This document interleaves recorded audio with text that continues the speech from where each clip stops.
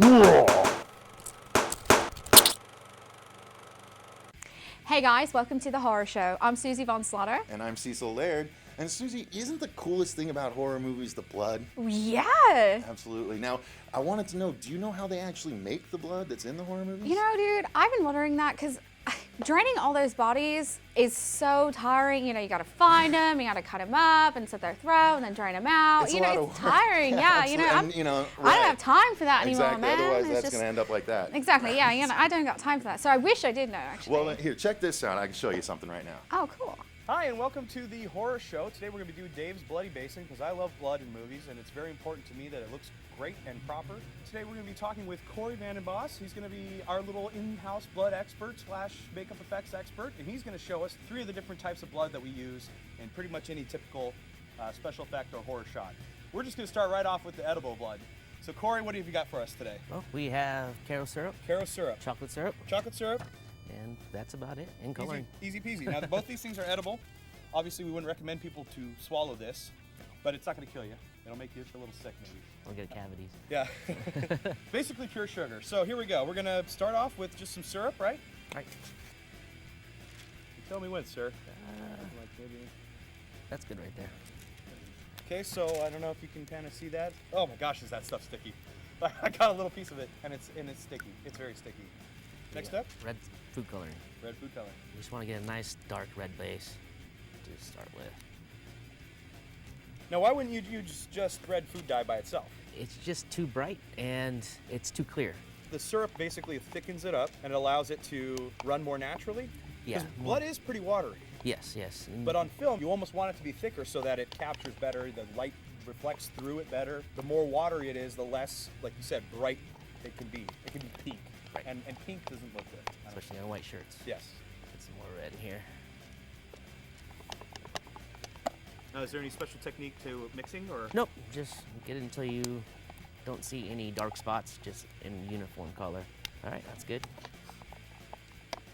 Okay, great. So we've mixed our edible blood. It's at its first stage. We've got a little bit of Caro syrup. We got a little bit of the red food dye. Now, what is the Hershey syrup for? It is so it's not so clear. It makes it more of an opaque color. So if you have it on knives, on windows, it doesn't look so clear and so fake. It kind of adds particulates inside the already clear syrup to let less light go through and help reflect a little bit more light. And it darkens it up as well. So we'll add some Hershey syrup. And you just kind of go with... I recommend buying the brand name too. You just do a little bit at a time.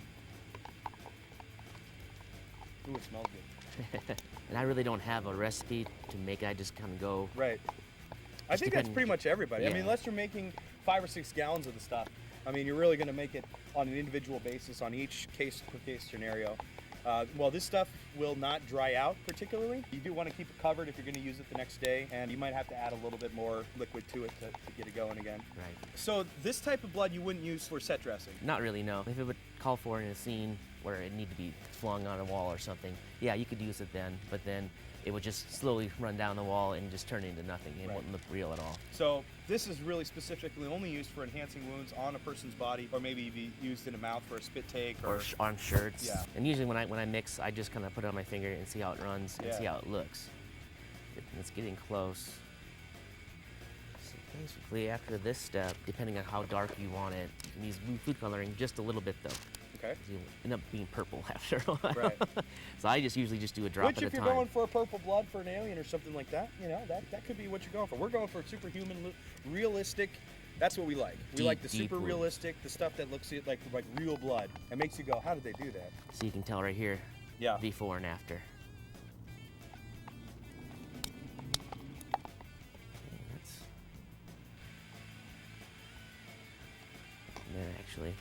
And then sometimes, just depending, I'll use a little bit of green. Literally just a drop. Just a drop.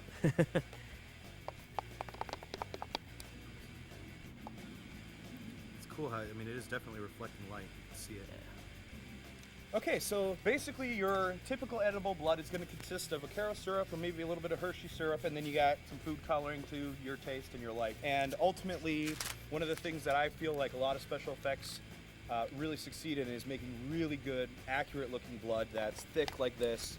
It's dark, you know, it's not bright red, and it flows naturally. Okay, so we're gonna show you two other types of blood. The next type of blood we're gonna show you is the blood gel. Now, blood gel is used primarily for... I use a lot on silicone appliances because if you use this type of blood, because silicone is... Plastic, right? Yeah, it's Silicone's basically essentially plastic or anything rubber. and silicone only sticks to silicone. Right. So it just beads up and it just runs right off and it doesn't look real at all. So this is the type of stuff that you would use on an actual appliance for a latex face piece or even an arm piece, an actual wound, which we will be doing. We'll have another video just doing a wound so you guys can see some of that other stuff. So that's the second type of blood that you use pretty typically. The third type of blood is like a scab blood, and I've used this in the past to really just do like a little scrape, something that's got to just stick and doesn't run. What do you usually use this for? The same type of thing, yeah. Basically, it's just more like a jelly. And it just makes thick scabs, and this is fresh scab, so it's more of a red color. Now there's other types where it looks older and it just sticks. So yeah, so like I just punched somebody. It's that easy, you know. And a lot of putting on blood is putting it on, taking it off, putting it on, playing with it a little bit, make it look natural. There's no real science to special effects work, other than making some models. But for the most part, I mean, that's a pretty simple, basic effect that anybody can do. If you need to get in a fight and you need a cut on your forehead or you need a cut on your cheek, I mean, this stuff is really so simple to make. Even with just my finger like that. I love the scab blood. I use that on all my, just enhanced stuff. Definitely. And our last blood type, now I know we said we are going to do 3, but it kind of goes with this last one. What is this? This is kind of like a thicker blood that is basically made like the first blood that we made, but I use maple syrup because it's a little more runny, and flour, and the same coloring, a little more brown. And basically what that flour does is thicken it up, and if you just dab it on, it makes kind of like a dried effect, and over time that will dry. And when you mix the combination of all of these elements, you can really make, like if you were to punch a glass, and you're gonna have this dry on some types of your body, and then this is thicker and more red blood because it's still bleeding. So yeah, it looks like a contusion, and like you said, it's a little bit more of a brown look. So maybe that's your first layer, and then you put some of this on. Yeah, it depends on the scene. If a guy's been running out in like a forest, it's not gonna constantly stay red. It's gonna dry, and it's gonna look more like a brown color. Yeah. So something, you can see how they work together. They complement each other, and they make the overall effect completely blended with the colors, the run, the drip, the stick of the scab. Because blood does dry fairly quickly. I mean, I think it's like 3.5 minutes before blood starts to dry. So really, anything that you have in a scene that's 3 or 4 minutes after the cut, it should be starting to look like this. It should be starting to dry. I mean, unless you have like a throat cut or like you sever somebody's arm, they're pretty much going to stop bleeding in 3 to 5 minutes. And this looks good on materials like on gauze bandages, and it's easy to apply. It doesn't run as much as this. Right. So I use the blood gel. You can use this as well. And there is an advantage to buying small little things like this and then making your own large amount of blood. This is something you would use in a large effect if you're getting a cover of driveway in blood or something like that. I mean, you wouldn't want to buy a $7 bottle and then try to cover the driveway. That's what made me kind of make this, because this is so expensive. Right. But it's worth it. It's worth it to buy it because it does look really good. It's going to save you some time. And ultimately, these 2 products are the most important part of your kit.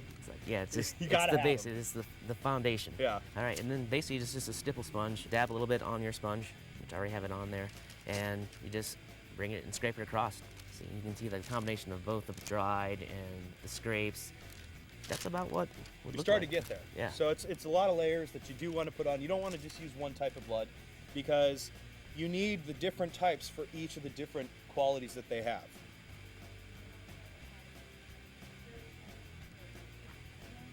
Well, thanks for watching today. Cory, thanks for coming out and showing me these great things. No problem. If there's one thing you want to leave the audience with today about the blood that we talked about, what would it be? Just get your color right and practice applying it to your friends, yourself. It doesn't matter. Just make it look real. That's all. Well, the best part about fake blood is it comes off and there's no pain. Well, thanks a lot for coming out, Cory. Not a problem. I think we learned a lot today. Back to you, Cecil. Holy crap, that seriously just cut out so much time for me. I'm really excited for that to work. Cory's going to help you out a lot saving that time. Yeah, I'm glad I watched that. Yeah. Thanks for watching, you guys. And don't forget to like, favorite, and subscribe to us. You can follow us on Twitter at HorrorShow666 or email us at thehorrorshow666@yahoo.com. And don't forget, leave your comments below because we want to know what's the bloodiest horror movie that you've ever seen. Thanks again for watching, you guys, and remember, Stay scared.